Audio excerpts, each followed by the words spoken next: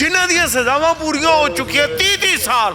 ਹਿੰਦੁਸਤਾਨ ਦਾ ਕਿਹੜਾ ਬੰਦਾ ਹੈ ਜਿਹੜਾ ਹੋਰ 30 ਸਾਲ ਬੈਠਾ ਹੋਵੇ ਜੇਲ੍ਹ 'ਚ? ਉਹਨੂੰ ਛੱਡ ਦਿਓਗੇ ਫਿਰ ਕੀ ਹੋ ਜਾਊਗਾ? ਜੇ ਰਾਜੀਵ ਗਾਂਧੀ ਨੂੰ ਮਾਰਨ ਵਾਲੇ ਛੱਡੇ ਜਾ ਸਕਦੇ ਨੇ ਤਾਂ ਕੀ ਇਹਨਾਂ ਨੂੰ ਨਹੀਂ ਛੱਡਿਆ ਜਾ ਸਕਦਾ?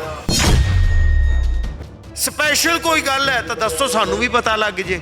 ਅਸੀਂ ਕਿਉਂ ਮੱਥਾ ਮਾਰੀ ਜਾਂਦੇ ਆ? ਸਾਨੂੰ ਵੀ ਪਤਾ ਲੱਗੇ ਵੀ ਦਿਸ ਇਜ਼ ਦੀ ਰੀਜ਼ਨ ਕੋਈ ਹੈ ਹੀ ਨਹੀਂਗਾ।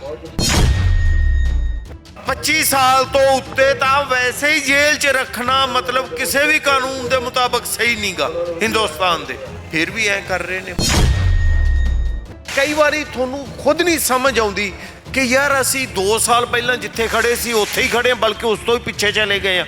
ਦੁੱਖ ਹੁੰਦਾ ਹੈ, ਸ਼ਰਮ ਆਉਂਦੀ ਹੈ, ਅਫਸੋਸ ਹੁੰਦਾ ਹੈ। ਉਹੀ ਸਾਨੂੰ ਹੋ ਰਿਹਾ ਕਿ ਯਾਰ ਵਾਰ-ਵਾਰ ਇੱਕੋ ਗੱਲ ਕਰੀ ਜਾਵਾਂਗੇ, ਇਹਨਾਂ ਦੇ ਕੰਨਾਂ ਤੇ ਜੂੰ ਨਹੀਂ ਸਰਕਦੀ। ਸਟੇਟ ਕਿਉਂ ਕਹਿ ਰਹੀ ਹੈ ਯਾਰ? ਦੱਸੇ ਤਾਂ ਸਹੀ, ਸਾਨੂੰ ਵੀ ਪਤਾ ਲੱਗੇ ਕਿਹੜੇ ਹਾਲਾਤ ਨੇ ਜਿਹੜੇ ਖਰਾਬ ਹੋ ਜਾਣਗੇ ਇਹਨਾਂ ਦੇ ਬਾਹਰ ਆਉਣ ਨਾਲ। ਦੱਸੋ ਤਾਂ ਸਹੀ।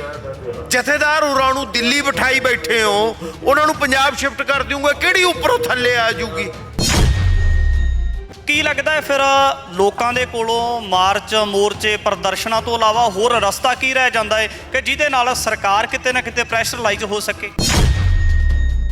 ਆਹੀ ਇੱਕ ਰਸਤਾ ਹੈ ਕਿ ਵਾਰ-ਵਾਰ ਇਕੱਠੇ ਹੋਣਾ ਪਊਗਾ, ਇਹਨਾਂ ਨੂੰ ਬੋਲਣਾ ਪਊਗਾ, ਦੱਸਣਾ ਪਊਗਾ, ਤਾਂ ਜੋ ਇਹਨਾਂ ਦੇ ਕੰਨਾਂ ਤੇ ਜੂੰ ਸਰ ਕੇ ਕਿ ਸਹੁਰਿਓ ਮਨੁੱਖੀ ਹੱਕਾਂ ਦਾ ਹਨਨ ਕਦੋਂ ਤੱਕ ਕਰੋਗੇ? ਤੁਸੀਂ ਹੁਣ ਅਗਰ ਇਨਸਾਫ ਨਾਲ ਨਹੀਂ ਖੜ ਰਹੇ ਤਾਂ ਕਿਤੇ ਨਾ ਕਿਤੇ ਤੁਸੀਂ ਵੀ ਉਸ ਲਾਈਨ 'ਚ ਸ਼ਾਮਲ ਹੋ ਜਿਨ੍ਹਾਂ ਨੇ ਜ਼ਿਆਦਤੀਆਂ ਕੀਤੀਆਂ ਸੀ। ਤੁਸੀਂ ਵੀ ਉਸੇ ਗਿਣਤੀ 'ਚ ਸ਼ਾਮਲ ਹੋ ਜੂਗੇ। ਤੁਸੀਂ ਵੀ ਉਹਨਾਂ ਸਫਾਂ ਦੇ ਹੀ ਹਿੱਸੇਦਾਰ ਹੋਵੋਗੇ ਔਰ ਇਹ ਹੋ ਰਹੇ ਨੇ। ਮੈਮੋਰੰਡਮ ਦੇਣ ਵਾਸਤੇ ਪ੍ਰਦਰਸ਼ਨਕਾਰੀ ਜਾਂਦੇ ਨੇ, ਉਹਦੇ ਤੋਂ ਕਿਤੇ ਨਾ ਕਿਤੇ ਖੈਰ ਖਵਾ ਹੋ ਕੇ ਹਾਮੀ ਵੀ ਭਰੀ ਜਾਂਦੀ ਹੈ, ਪਰ ਉਸ ਤੋਂ ਬਾਅਦ ਰਾਜਪਾਲ ਦੀਆਂ ਵੀ ਕਿਹੜੀਆਂ ਐਸੀਆਂ ਮਜਬੂਰੀਆਂ ਬਣ ਜਾਂਦੀਆਂ ਜਾਂ ਬੇਵਸੀ ਹੋ ਜਾਂਦੀ, ਇਸ ਤਰ੍ਹਾਂ ਦੇ ਕਿਹੜੇ ਕਾਰਨ ਨਜ਼ਰ ਆਉਂਦੇ? 2 ਸਾਲ ਤਾਂ ਛੱਡੋ, ਉਹ ਮਹੀਨੇ ਬਾਅਦ ਹੀ ਮੁੱਕਰ ਗਏ ਸੀ ਆਪਦੀ ਗੱਲ ਤੋਂ। ਉਹ ਮੈਨੂੰ ਤਾਂ ਪਤਾ ਹੀ ਨਹੀਂ ਸੀ। ਉਹ ਯਾਰ ਸਾਰੀ ਦੁਨੀਆ ਨੂੰ ਪਤਾ, ਤੁਹਾਨੂੰ ਹੀ ਪਤਾ ਨਹੀਂਗਾ। ਜਦੋਂ ਤੁਸੀਂ ਮਿਲਦੇ ਹੋ ਅਸਲ 'ਚ ਤੁਹਾਡੇ ਕੋਲੇ ਜਵਾਬ ਕੋਈ ਨਹੀਂ ਹੁੰਦਾ। ਬਾਬਾ ਅੱਜ ਆਪਾਂ ਵੇਖ ਹੀ ਰਹੇ ਹਾਂ ਕੀ ਹੋ ਰਿਹਾ। ਜੋ ਖੜ ਕੇ ਕਹਿੰਦੇ ਰਹੇ ਆ ਹਾਂ ਹੋਣਾ ਚਾਹੀਦਾ, ਹੁਣ ਉਹਨਾਂ ਨੂੰ ਪੁੱਛੋ ਕਿਉਂ ਨਹੀਂ ਕਰਦੇਗੇ? ਕੋਈ ਜਵਾਬ ਨਹੀਂਗਾ। ਤੁਸੀਂ ਨਾ ਕਈ ਵਾਰੀ ਤੁਹਾਨੂੰ ਖੁਦ ਨਹੀਂ ਸਮਝ ਆਉਂਦੀ ਕਿ ਯਾਰ ਅਸੀਂ 2 ਸਾਲ ਪਹਿਲਾਂ ਜਿੱਥੇ ਖੜੇ ਸੀ ਉੱਥੇ ਹੀ ਖੜੇ ਹਾਂ, ਬਲਕਿ ਉਸ ਤੋਂ ਹੀ ਪਿੱਛੇ ਚਲੇ ਗਏ ਹਾਂ। ਦੁੱਖ ਹੁੰਦਾ ਹੈ, ਸ਼ਰਮ ਆਉਂਦੀ ਹੈ, ਅਫਸੋਸ ਹੁੰਦਾ ਹੈ। ਉਹੀ ਸਾਨੂੰ ਹੋ ਰਿਹਾ ਕਿ ਯਾਰ ਵਾਰ-ਵਾਰ ਇੱਕੋ ਗੱਲ ਕਰੀ ਜਾਵਾਂਗੇ, ਇਹਨਾਂ ਦੇ ਕੰਨਾਂ ਤੇ ਜੂੰ ਨਹੀਂ ਸਰਕਦੀ। ਇੱਕ ਵਾਰੀ ਨਹੀਂ, ਕਿੰਨੇ ਵਾਰੀ ਇਹ ਗੱਲਾਂ ਹੋ ਚੁੱਕੀਆਂ, ਕਿੰਨੇ ਵਾਰੀ ਮੈਂ ਤੇ ਤੁਸੀਂ ਗੱਲਾਂ ਕਰ ਚੁੱਕੇ ਹੋ, ਪਰ ਫਿਰ ਉਹੀ ਗੱਲ, ਵਾਰ-ਵਾਰ ਉਹੀ ਗੱਲ। ਕੀ ਇਹਨਾਂ ਦੇ ਪੱਲੇ ਨਹੀਂ ਪੈ ਰਹੀ ਜਾਂ ਇੱਕ ਹੱਠ ਧਰਮੀ ਹੈ, ਇੱਕ ਕੰਨ ਬੰਦ ਕਰ ਲਏ ਨੇ ਕਿ ਨਹੀਂ ਅਸੀਂ ਤਾਂ ਆਹੀ ਕਰਨਾ ਹੈ? ਆਹੀ ਲੱਗ ਰਿਹਾ। ਮਾਰਚੇ ਮੋਰਚੇ ਪ੍ਰਤਾਰ ਹੁੰਦੇ ਨੇ ਤੇ ਲੋਕਾਂ ਦਾ ਉਹਦੇ ਵਿੱਚ ਕਿਤੇ ਨਾ ਕਿਤੇ ਡਟਵਾਂ ਸਮਰਥਨ ਵੀ ਦੇਖਿਆ ਜਾ ਸਕਦਾ ਹੈ। ਤੇ ਕੀ ਲੱਗਦਾ ਹੈ ਫਿਰ ਲੋਕਾਂ ਦੇ ਕੋਲੋਂ ਮਾਰਚ ਮੋਰਚੇ ਪ੍ਰਦਰਸ਼ਨਾਂ ਤੋਂ ਇਲਾਵਾ ਹੋਰ ਰਸਤਾ ਕੀ ਰਹਿ ਜਾਂਦਾ ਹੈ ਕਿ ਜਿਹਦੇ ਨਾਲ ਸਰਕਾਰ ਕਿਤੇ ਨਾ ਕਿਤੇ ਪ੍ਰੈਸ਼ਰਾਈਜ਼ ਹੋ ਸਕੇ? ਕੋਈ ਰਸਤਾ ਨਹੀਂ ਹੋਰ। ਫਿਰ ਦੂਸਰਾ ਤਾਂ ਜਿਹੜਾ ਰਸਤਾ ਹੈਗਾ ਉਹ ਆਪਾਂ ਨੂੰ ਪਤਾ ਹੈ। ਉਹ ਸੰਘਰਸ਼ ਪਹਿਲਾਂ ਹੋ ਚੁੱਕਿਆ, ਬਲਕਿ ਉਸੇ ਸੰਘਰਸ਼ ਦੇ ਵਿੱਚ ਜੋ ਲੀਨ ਯੋਧੇ ਸੀ ਉਹਨਾਂ ਨੂੰ ਛਡਾਉਣ ਦੀਆਂ ਗੱਲਾਂ ਹੋ ਰਹੀਆਂ ਨੇ। ਆਹੀ ਇੱਕ ਰਸਤਾ ਹੈ ਕਿ ਵਾਰ-ਵਾਰ ਇਕੱਠੇ ਹੋਣਾ ਪਊਗਾ, ਇਹਨਾਂ ਨੂੰ ਬੋਲਣਾ ਪਊਗਾ, ਦੱਸਣਾ ਪਊਗਾ, ਤਾਂ ਜੋ ਇਹਨਾਂ ਦੇ ਕੰਨਾਂ ਤੇ ਜੂੰ ਸਰ ਕੇ ਕਿ ਸਹੁਰਿਓ ਮਨੁੱਖੀ ਹੱਕਾਂ ਦਾ ਹਨਨ ਕਦੋਂ ਤੱਕ ਕਰੋਗੇ? ਕਿਉਂਕਿ ਕਾਰਨ ਇਹ ਨਹੀਂ ਕਿ ਜਿਨ੍ਹਾਂ ਨੇ ਪਹਿਲਾਂ ਕੀਤੀਆਂ ਗੱਲਾਂ, ਤੁਸੀਂ ਹੁਣ ਅਗਰ ਇਨਸਾਫ ਨਾਲ ਨਹੀਂ ਖੜ ਰਹੇ ਤਾਂ ਕਿਤੇ ਨਾ ਕਿਤੇ ਤੁਸੀਂ ਵੀ ਉਸ ਲਾਈਨ 'ਚ ਸ਼ਾਮਲ ਹੋ ਜਿਨ੍ਹਾਂ ਨੇ ਜ਼ਿਆਦਤੀਆਂ ਕੀਤੀਆਂ ਸੀ। ਤੁਸੀਂ ਵੀ ਉਸੇ ਗਿਣਤੀ 'ਚ ਸ਼ਾਮਲ ਹੋ ਜੂਗੇ।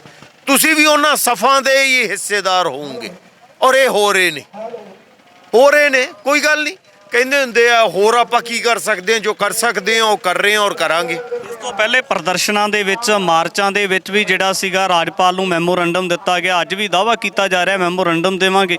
ਕੀ ਲੱਗਦਾ ਕਿ ਜਦੋਂ ਮੈਮੋਰੰਡਮ ਦੇਣ ਵਾਸਤੇ ਪ੍ਰਦਰਸ਼ਨਕਾਰੀ ਜਾਂਦੇ ਨੇ, ਉਹਦੇ ਤੋਂ ਕਿਤੇ ਨਾ ਕਿਤੇ ਖੈਰ ਖਵਾ ਹੋ ਕੇ ਹਾਮੀ ਵੀ ਭਰੀ ਜਾਂਦੀ ਹੈ, ਪਰ ਉਸ ਤੋਂ ਬਾਅਦ ਰਾਜਪਾਲ ਦੀਆਂ ਵੀ ਕਿਹੜੀਆਂ ਐਸੀਆਂ ਮਜਬੂਰੀਆਂ ਬਣ ਜਾਂਦੀਆਂ ਜਾਂ ਬੇਵਸੀ ਹੋ ਜਾਂਦੀ, ਇਸ ਤਰ੍ਹਾਂ ਦੇ ਕਿਹੜੇ ਕਾਰਨ ਨਜ਼ਰ ਆਉਂਦੇ? ਪਿਛਲੀ ਵਾਰੀ ਜਦੋਂ ਮਾਰਚ ਹੋਇਆ ਸੀ ਸਾਰੇ ਉੱਥੇ ਗਏ ਸੀ, ਰਾਜਪਾਲ ਨਾਲ ਮਿਲੇ ਸੀ, ਤਾਂ ਰਾਜਪਾਲ ਨੇ ਕੀ ਵਾਅਦੇ ਕੀਤੇ ਸੀ? 2 ਸਾਲ ਤਾਂ ਛੱਡੋ, ਉਹ ਮਹੀਨੇ ਬਾਅਦ ਹੀ ਮੁੱਕਰ ਗਏ ਸੀ ਆਪਦੀ ਗੱਲ ਤੋਂ। ਉਹ ਮੈਨੂੰ ਤਾਂ ਪਤਾ ਹੀ ਨਹੀਂ ਸੀ। ਉਹ ਯਾਰ ਸਾਰੀ ਦੁਨੀਆ ਨੂੰ ਪਤਾ, ਤੁਹਾਨੂੰ ਹੀ ਪਤਾ ਨਹੀਂਗਾ। ਜਦੋਂ ਤੁਸੀਂ ਮਿਲਦੇ ਹੋ ਅਸਲ 'ਚ ਤੁਹਾਡੇ ਕੋਲੇ ਜਵਾਬ ਕੋਈ ਨਹੀਂ ਹੁੰਦਾ। ਤੁਹਾਡੇ ਕੋਲੇ ਇਹਨਾਂ ਹੱਕਾਂ ਦੀ ਜਿਨ੍ਹਾਂ ਦੀ ਅਸੀਂ ਗੱਲ ਕਰ ਰਹੇ ਹਾਂ, ਜਿਹੜੇ ਇਹਨਾਂ ਨੂੰ ਹੈਗੇ ਨੇ, ਉਹਨਾਂ ਦਾ ਕੋਈ ਜਵਾਬ ਨਹੀਂ। ਜਦੋਂ ਜਵਾਬ ਨਹੀਂ ਤੁਸੀਂ ਸਹਿਮਤ ਹੋ ਜਾਂਦੇ ਹੋ, ਜਦੋਂ ਤੁਸੀਂ ਪਾਸੇ ਹੁੰਦੇ ਹੋ ਉਦੋਂ ਤੁਸੀਂ ਅਸਹਿਮਤ ਕਿਉਂ? ਕਿਉਂਕਿ ਸਟੇਟ ਆ ਕਹਿ ਰਹੀ ਹੈ। ਸਟੇਟ ਕਿਉਂ ਕਹਿ ਰਹੀ ਹੈ ਯਾਰ, ਦੱਸੇ ਤਾਂ ਸਹੀ, ਸਾਨੂੰ ਵੀ ਪਤਾ ਲੱਗੇ ਕਿਹੜੇ ਹਾਲਾਤ ਨੇ ਜਿਹੜੇ ਖਰਾਬ ਹੋ ਜਾਣਗੇ ਇਹਨਾਂ ਦੇ ਬਾਹਰ ਆਉਣ ਨਾਲ। ਦੱਸੋ ਤਾਂ ਸਹੀ। ਜਥੇਦਾਰ ਹੋਰਾਂ ਨੂੰ ਦਿੱਲੀ ਬਿਠਾਈ ਬੈਠੇ ਹੋ, ਉਹਨਾਂ ਨੂੰ ਪੰਜਾਬ ਸ਼ਿਫਟ ਕਰ ਦਿਓਗੇ, ਕਿਹੜੀ ਉੱਪਰੋਂ ਥੱਲੇ ਆ ਜੂਗੀ? ਦੱਸੋ ਤਾਂ ਸਹੀ। ਜਿਨ੍ਹਾਂ ਦੀਆਂ ਸਜ਼ਾਵਾਂ ਪੂਰੀਆਂ ਹੋ ਚੁੱਕੀਆਂ 30 ਸਾਲ, ਹਿੰਦੁਸਤਾਨ ਦਾ ਕਿਹੜਾ ਬੰਦਾ ਹੈ ਜਿਹੜਾ ਹੋਰ 30 ਸਾਲ ਬੈਠਾ ਹੋਵੇ ਜੇਲ੍ਹ 'ਚ? ਉਹਨੂੰ ਛੱਡ ਦਿਓਗੇ ਫਿਰ ਕੀ ਹੋ ਜੂਗਾ? ਜੇ ਰਾਜੀਵ ਗਾਂਧੀ ਨੂੰ ਮਾਰਨ ਵਾਲੇ ਛੱਡੇ ਜਾ ਸਕਦੇ ਨੇ, ਔਰ ਉਹ ਵੀ ਕਾਨੂੰਨਨ ਨਹੀਂ ਸੀ, ਇੱਕ ਕਹਿਤਾ ਉਹਨਾਂ ਨੇ, ਤਾਂ ਕੀ ਇਹਨਾਂ ਨੂੰ ਨਹੀਂ ਛੱਡਿਆ ਜਾ ਸਕਦਾ? ਜੇ ਨਹੀਂ ਸਪੈਸ਼ਲ ਕੋਈ ਗੱਲ ਹੈ ਤਾਂ ਦੱਸੋ, ਸਾਨੂੰ ਵੀ ਪਤਾ ਲੱਗ ਜੇ। ਅਸੀਂ ਕਿਉਂ ਮੱਥਾ ਮਾਰੀ ਜਾਂਦੇ ਆ? ਸਾਨੂੰ ਵੀ ਪਤਾ ਲੱਗੇ ਵੀ ਦਿਸ ਇਜ਼ ਦੀ ਰੀਜ਼ਨ ਕੋਈ ਹੈ ਹੀ ਨਹੀਂਗਾ। 25 ਸਾਲ ਤੋਂ ਉੱਤੇ ਤਾਂ ਵੈਸੇ ਹੀ ਜੇਲ੍ਹ 'ਚ ਰੱਖਣਾ ਮਤਲਬ ਕਿਸੇ ਵੀ ਕਾਨੂੰਨ ਦੇ ਮੁਤਾਬਕ ਸਹੀ ਨਹੀਂਗਾ ਹਿੰਦੁਸਤਾਨ ਦੇ। ਫਿਰ ਵੀ ਐਂ ਕਰ ਰਹੇ ਨੇ। ਦਲੀਲ ਇਹ ਦਿੱਤੀ ਜਾਂਦੀ ਹੈ ਕਿ ਬੰਦੀ ਸਿੰਘ ਸਜ਼ਾਵਾਂ ਪੂਰੀਆਂ ਕਰ ਚੁੱਕੇ ਨੇ ਤੇ ਪਿਛਲੇ ਦਿਨਾਂ ਦੇ ਵਿੱਚ ਭਾਰਤ ਦੇ ਗ੍ਰਹਿ ਮੰਤਰੀ ਅਮਿਤ ਸ਼ਾਹ ਵੀ ਇੱਕ ਤਲਖ ਟਿੱਪਣੀ ਕਰਦੇ ਨੇ। ਫਿਰ ਉਹ ਟਿੱਪਣੀ ਦੇ ਮਾਇਨੇ ਕੀ ਸਮਝੇ ਜਾਣ ਅਸਲ ਵਿੱਚ? ਉਹ ਆਂਦੇ ਨੇ ਜੀ ਜਿਨ੍ਹਾਂ ਨੂੰ ਪਛਤਾਪ ਨਹੀਂ।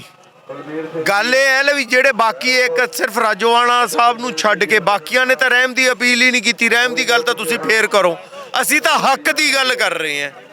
ਅਸੀਂ ਰਹਿਮ ਦੀ ਗੱਲ ਹੀ ਨਹੀਂ ਕਰ ਰਹੇ, ਅਸੀਂ ਤਾਂ ਹੱਕ ਦੀ ਗੱਲ ਕਰ ਰਹੇ ਹਾਂ। ਸਾਡੇ ਬੰਦੀ ਸਿੰਘਾਂ ਦਾ ਹੱਕ ਹੈ, ਹੱਕ ਤਾਂ ਦਿਓ। ਰਹਿਮ ਵਾਲੀ ਗੱਲ ਰਹਿਮ ਵਾਲੀ ਬਾਅਦ 'ਚ ਕਰ ਲਾਂਗੇ, ਉਹਨਾਂ ਦੀ ਬਾਅਦ 'ਚ ਕਰ ਲਾਂਗੇ, ਬਾਕੀਆਂ ਦਾ ਤਾਂ ਕਰੋ। ਕਿਸੇ ਗੱਲ ਤੇ ਤਾਂ ਆਵੋ। ਤੁਸੀਂ ਉਹ ਗੱਲ ਕਹੀ ਮੰਨੀ ਚੱਲੋ, ਮੰਨੀ ਤੁਹਾਡੀ ਗੱਲ ਮੰਨੀ, ਉਹ ਤਾਂ ਇੱਕ ਹੈ। ਬਾਕੀਆਂ ਦਾ ਜੋ ਹੱਕ ਆ ਉਹ ਤਾਂ ਦਿਓ, ਜਾਂ ਹੱਕ ਵੀ ਨਹੀਂ ਦਿਓਗੇ। ਇਹ ਤਾਂ ਦੁਨੀਆ ਦੇ ਕਿਸੇ ਵੀ ਹਿੱਸੇ 'ਚ ਦਿੱਤਾ ਜਾਂਦਾ ਹੈ, ਉਹ ਕਿਉਂ ਨਹੀਂ ਦੇ ਰਹੇ? ਉਹ ਤਾਂ ਜਵਾਬ ਨਹੀਂ ਦੇਣਗੇ ਬਸ। ਬਿਲਕੁਲ ਅਮਤੋਜ ਸਿੰਘ ਮਾਨ ਦੇ ਨਾਲ ਗੱਲਬਾਤ ਕੀਤੀ ਹੈ ਤਾਂ ਕਿਤੇ ਨਾ ਕਿਤੇ ਵੱਡੀ ਤਾਦਾਦ ਦੇ ਵਿੱਚ ਦੇਖਿਆ ਜਾ ਸਕਦਾ ਕਿ ਜਿਹੜੀਆਂ ਪੁੱਜੀਆਂ ਸ਼ਖਸੀਅਤਾਂ ਨੇ ਜਾਂ ਜਿਹੜੀਆਂ ਨਾਨਕ ਨਾਮ ਲੇਵਾ ਸਿੱਖ ਸੰਗਤਾਂ ਨੇ, ਉਹਨਾਂ ਦੇ ਵੱਲੋਂ ਵੱਡਾ ਸਮਰਥਨ ਮਾਰਚਾਂ ਨੂੰ, ਪ੍ਰਦਰਸ਼ਨਾਂ ਨੂੰ ਦਿੱਤਾ ਜਾਂਦਾ। ਕਿਉਂਕਿ ਜਦੋਂ ਮਨੁੱਖੀ ਅਧਿਕਾਰਾਂ ਦੀ ਗੱਲ ਹੋ ਜਾਂਦੀ ਹੈ, ਮਨੁੱਖੀ ਅਧਿਕਾਰਾਂ ਵਾਸਤੇ ਜਿਹੜੇ ਲੋਕ ਲਗਾਤਾਰ ਲੜਦੇ ਆ ਰਹੇ ਨੇ, ਤਾਂ ਬਿਲਕੁਲ ਉਸੇ ਦੇ ਸਬੰਧ ਵਿੱਚ ਅੱਜ ਬੰਦੀ ਸਿੰਘਾਂ ਦੀ ਰਿਹਾਈ ਦੇ ਬਾਬਤ ਵੀ ਆਵਾਜ਼ ਬੁਲੰਦ ਕੀਤੀ ਜਾ ਰਹੀ ਹੈ।